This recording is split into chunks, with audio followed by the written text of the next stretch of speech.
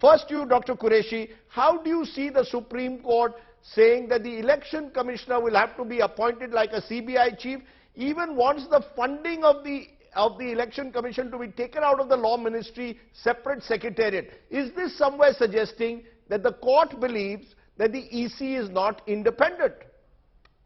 Well, these are the reforms which election commission or the incumbents during the incumbency or post-retirement have been demanding for 20 years.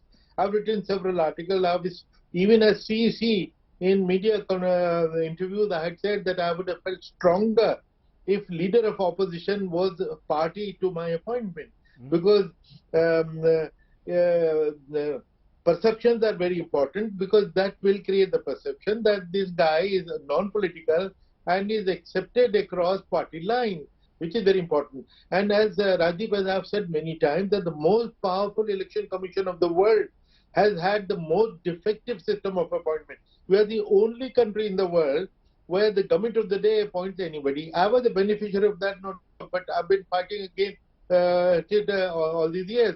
Now, the least they have is a collegium system. Somewhere there are select committees of parliament who appoint. In some cases, the entire parliament debates and interviews the candidate. In some cases, the candidates are interviewed on national television.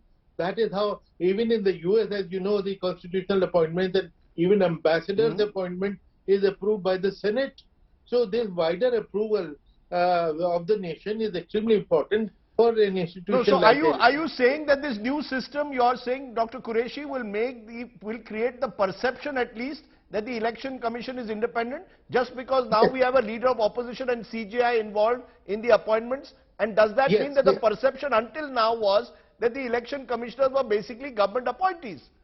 Well, we were government appointees, and the fact is that people were often raising fingers also. Oh, this guy is an appointee of this government, surely will be soft on this government and will do the bidding of this government. We heard it so many times.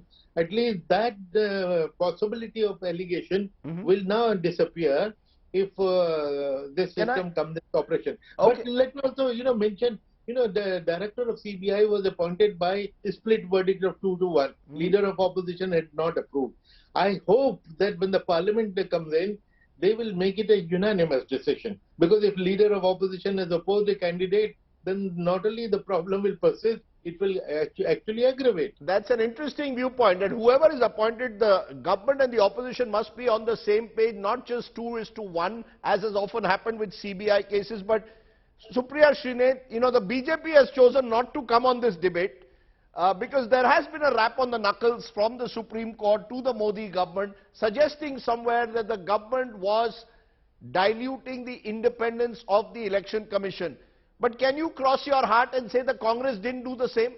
BJP leaders tell me what were, there were chief election commissioners even during Congress rule who were seen. MS Gill became a minister in a Congress government later. So can the Congress truly say that this is a problem that has only started post 2014?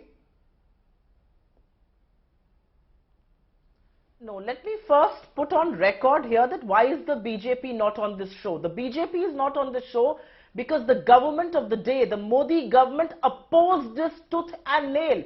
There are writings of the judgment right before me, and they kept saying that the mechanism is so robust that you do not need anything, there's nothing rogue that happens. There are three things that I see in this judgment, and I will answer your direct question in just a bit. There are three big things. The first big thing is that the Supreme Court has effectively taken the control of an election, ensuring its free and fair play from the executive. The second is the timing, and I think that's very important because there are repeat offences as far as this government and the Prime Minister himself is concerned on the electoral process, whether it's blatant rules of violation on which the Commission has really done precious little. And the third is reminding India's election watchdog that you are responsible for free and fair elections and you have a position in democracy to ensure that. And I think on all those three counts, this judgment should be lauded. To answer your direct question, look at the kind of offences that have happened, Rajdeep, and I can give you instances after instances. A private company collecting election data in Karnataka, the government and the election commission choose to look the other way. An MLA in Karnataka are openly bribing voters. multiple lakhs of complaints before the commission, but not one action taken against the powerful men in this government. An election commissioner compelled to give a dissenting view on the Prime Minister flagging rules, but the commission does nothing. You know, I can go on and on about this, but the reality is that in the last 8.5, 9 years, rules pertaining to free and fair elections have been violated. This should be welcome, Right. and not because this is Congress versus the BJP. No matter which party is in power, India's elections need to be independent, free So and you fair, fully- not just by So you conduct, fully support but this in judgment? spirit as well.